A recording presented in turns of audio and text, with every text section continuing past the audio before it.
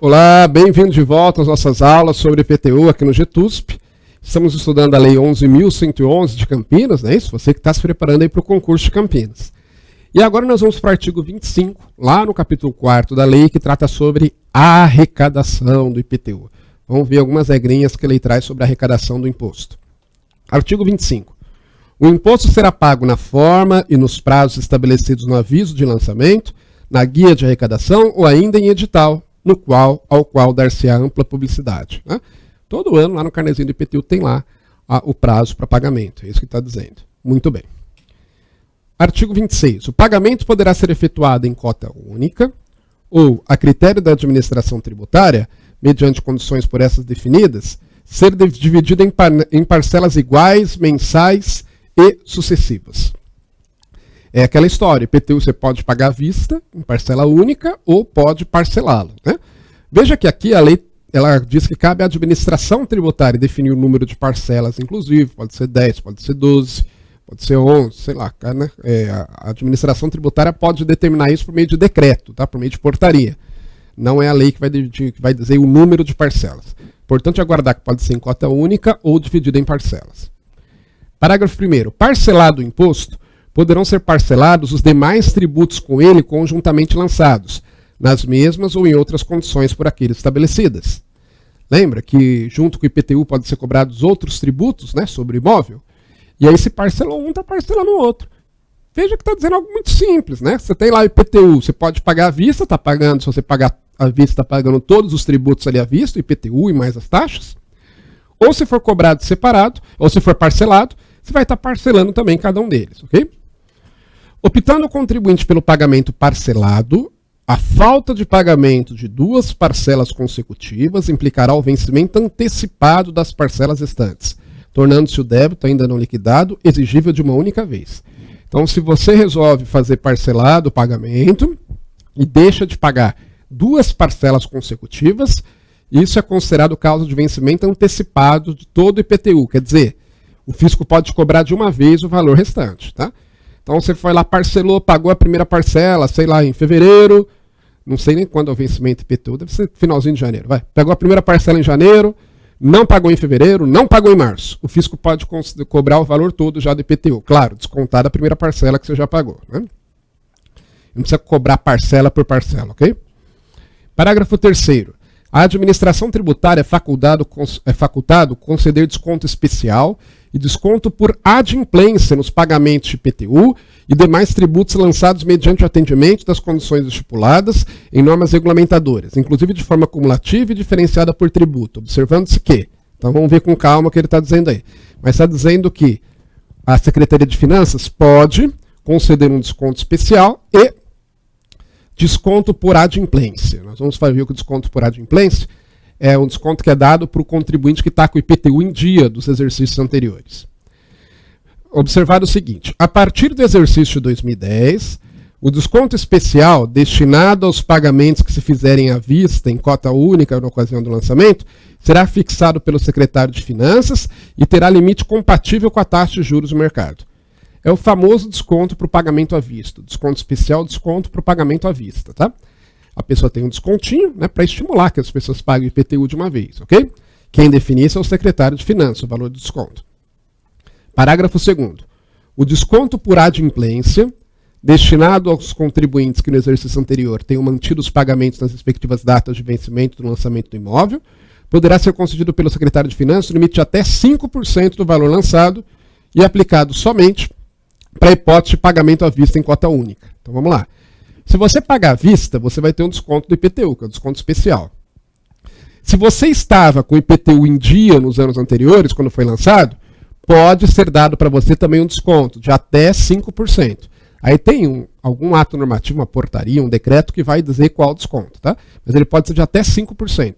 Só que para ter esse descontinho de 5%, você também tem que pagar à vista, ok?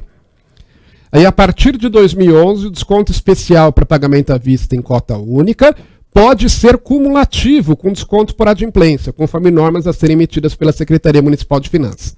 Então, por exemplo, vamos imaginar que o desconto, eu não sei porque isso daqui não está na lei, isso deve estar em algum ato normativo de Campinas, vou chutar, tá?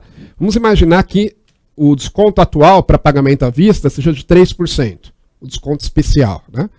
Isso aqui é uma hipótese, tá? Hipótese. Não sei qual que é o valor exato. Vamos imaginar que o desconto especial, desconto por pagamento à vista e IPTU, seja de 3%. E que o desconto por adimplência seja no valor máximo, de 5%. Então, se você pagar à vista e tiver em dia nos anos anteriores com o IPTU, você vai ter um descontinho de 8%, 3 mais 5. Se você não tiver em dia com anos anteriores, mas pagar à vista esse ano, só 3%. Ok? Se você tiver em dia, mas pagar parcelado, aí você não vai ter desconto nenhum, né? Porque não vai ser nem por pagar à vista, e para ter esse desconto aqui, tem que ser pagamento à vista. Parcelado perde desconto. Ok? Continuando. Nos casos de primeiro lançamento de IPTU para o imóvel, consideram-se cumpridos os requisitos necessários aos descontos previstos nos incisos 1 e 2. Ou seja, no caso do primeiro lançamento, a pessoa ele vai ter direito ao desconto integral, se pagar à vista. Né? Vai ter direito ao desconto integral. Ok? A partir do segundo, vai ver se ele pagou no primeiro, para ter direito ao desconto por adimplência. A partir do terceiro, vai ver se pagou o primeiro e segundo, para ter direito ao desconto por adimplência, e por aí vai. Parágrafo 4º.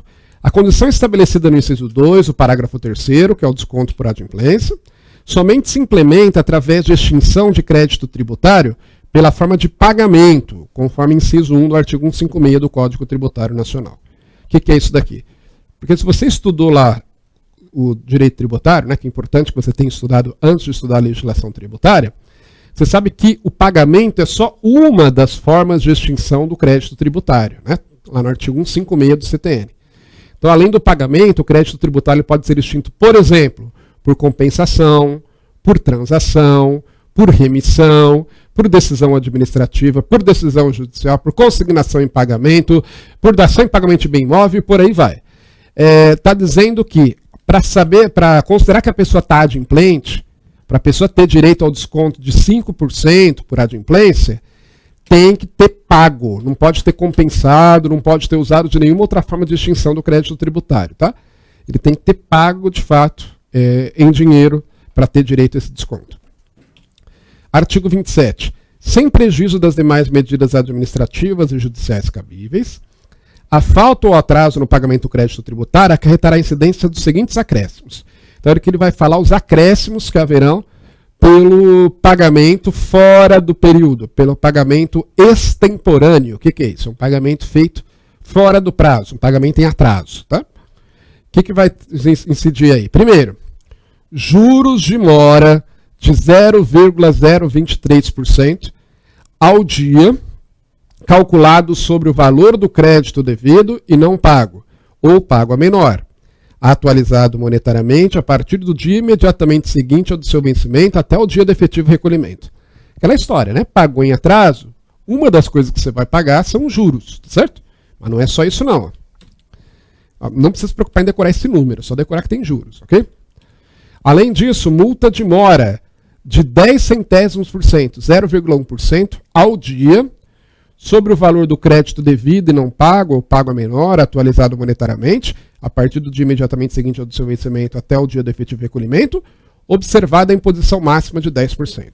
Então, além dos juros, os juros de mora, ele não vai ter, ele não tem limite. Porque se você demorar, 5 anos para pagar o tributo, você vai pagar juros de mora sobre todo esse período. Já a multa de mora, que é de 0,1% ao dia, ela vai ser de no máximo 10%. Tá? Então, em 10 dias, não, 100 dias, né? Não é 100 dias, Em 100 dias já vai ter alcançado os 10%, é ou não é? Né?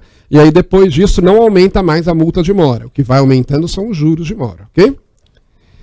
E artigo 28. O crédito tributário não pago em seu vencimento será corrigido monetariamente, mediante aplicação de coeficientes de atualização nos termos da legislação própria, desde o seu vencimento até a data de sua efetiva liquidação. Parágrafo único. À ajuizada a dívida serão devidos também custas e honorários advocatícios nos termos da legislação própria. Então aqui está falando de outro componente do crédito tributário, que é a correção monetária. Além disso, vai ter correção.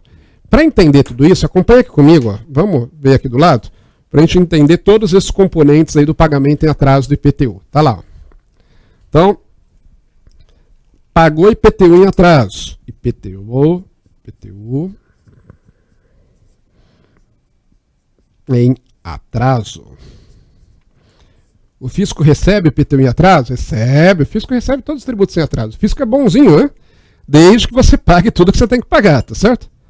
E o que você vai ter que pagar? Você vai ter que pagar, claro, o principal, que é o tributo que você deixou de pagar, né? Que a lei estabeleceu. Você vai ter que pagar também mais correção monetária. A correção ela é garantida com a utilização da OFIC. Normalmente a OFIC ela vai sendo corrigida de tempos em tempos, então isso busca garantir a correção. Mais correção, você vai ter que pagar essa correção, mais multa, né, de 0,1%, limitada a 10%, e o valor da multa é sobre o principal mais a correção, ok? Então, sobre isso que é cobrada a multa. Mais o valor dos juros, mais os juros. E os juros também são sobre o valor do principal do tributo mais a correção, tá? Não inclui a multa na hora de calcular os juros, não. É principal mais correção, ok? Então, veja que tem 4 componentes aí, o crédito tributário do IPTU, se for pago em atraso. Se você pagar no prazo, você paga só o principal, né? A pessoa que vai lá e paga corretamente no prazo, vai pagar só isso daqui, ó, só o principal. Ok?